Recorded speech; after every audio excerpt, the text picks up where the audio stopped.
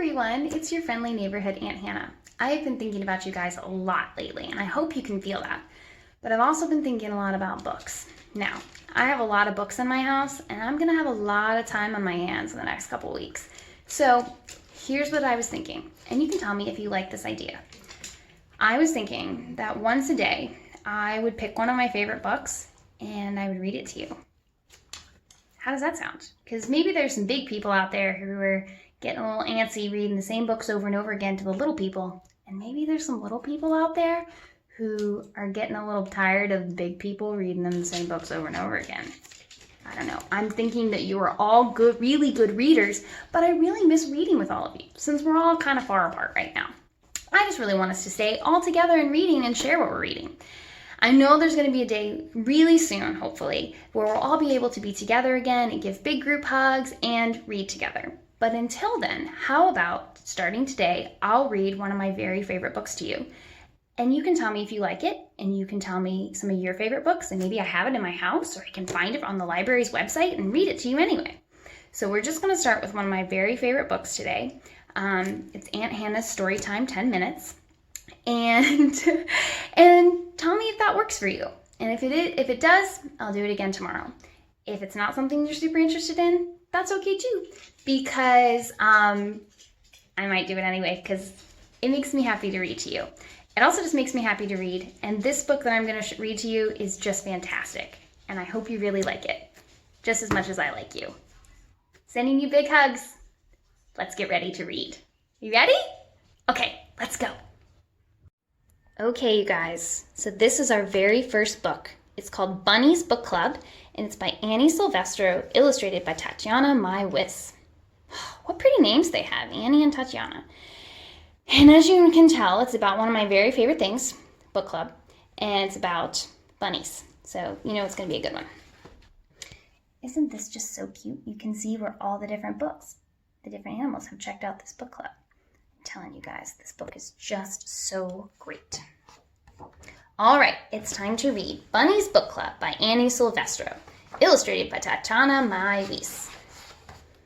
Bunny loved books.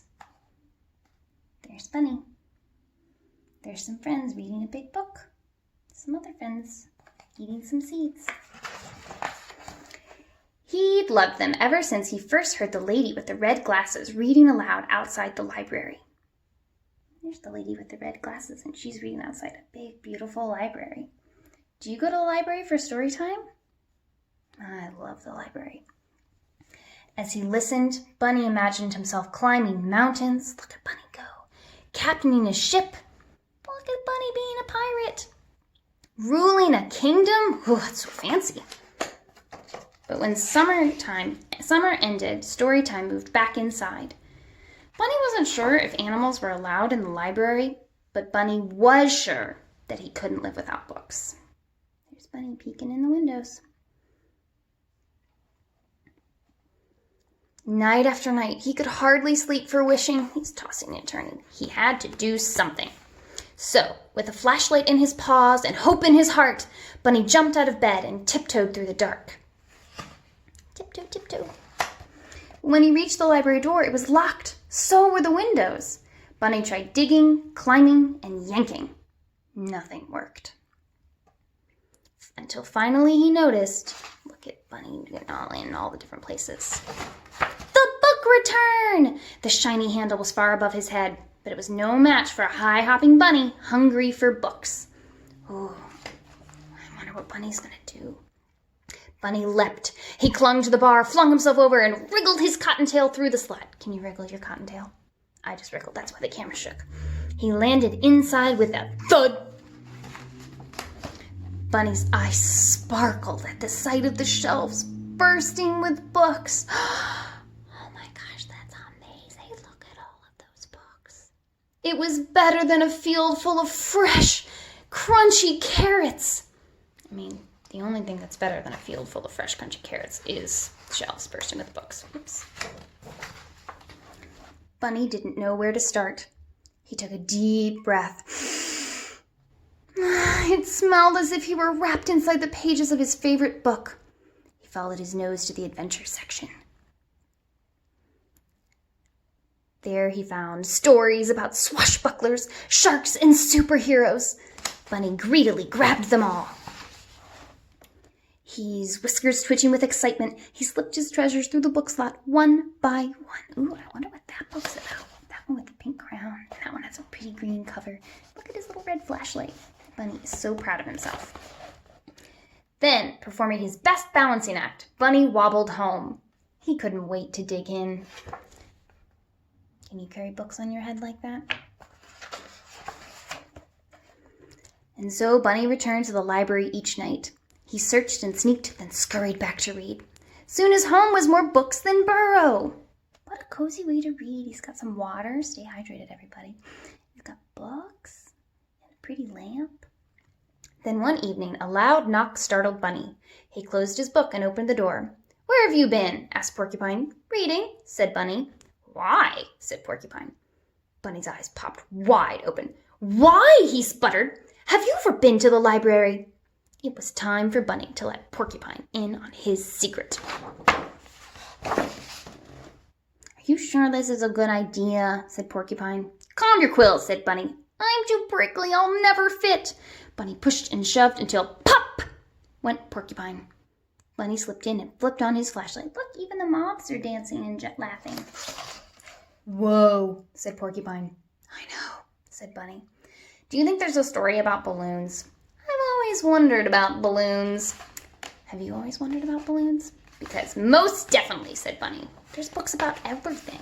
I think there's even books about, everything, the theory of everything. Sure enough, Porcupine found books on balloons. And on deserts and dunes, on caterpillars and cocoons. When Bunny handed him one about hedgehogs, he hugged it. I would want to hug a book about hedgehogs too, to be honest. The two friends took turns cramming books out the slot.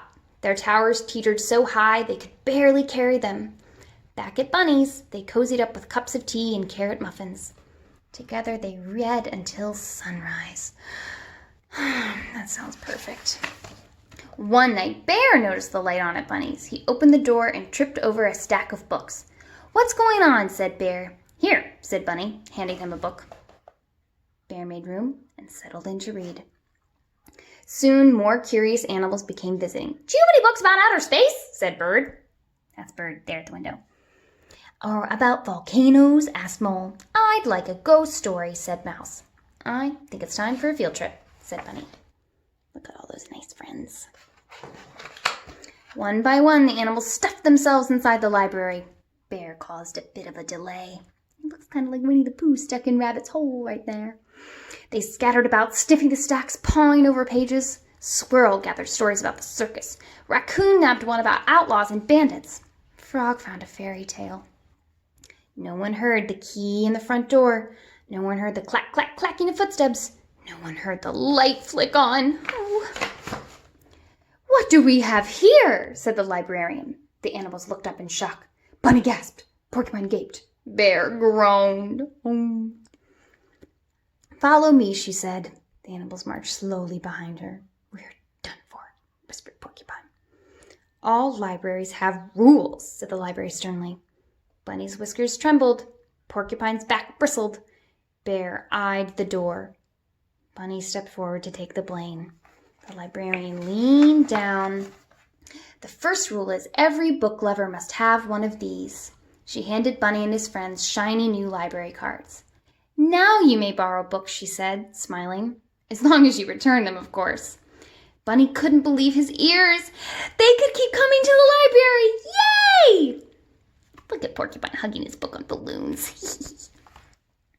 He beamed at his fellow readers, then bounced to the shelves. He picked the perfect book, and he proudly checked out the very first official selection for Frogs on Bunny's Head. Look how tiny Mouse's book is, and Bird has a bird-sized book. Man, these books are great. Anyway, Bunny proudly checked out the very first official selection for Bunny's Book Club. Look at them all reading their books. Bird and Bunny look like they're reading the same book, and they're all cozied up together. And Mouse has a mouse-sized book, and there's cupcakes. This is a great book club.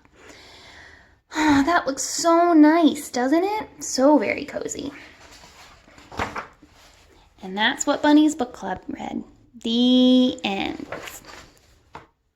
That's what the authors look like. They look pretty nice, don't they? All right. I can't flip the camera. So, all right, you guys, that was Bunny's Book Club, our very first book. And you can tell me if you liked it, and you can tell me what books you want to hear about, okay? We're all in this together. I'm thinking about you and holding you real close until I can hold you real close in person, okay?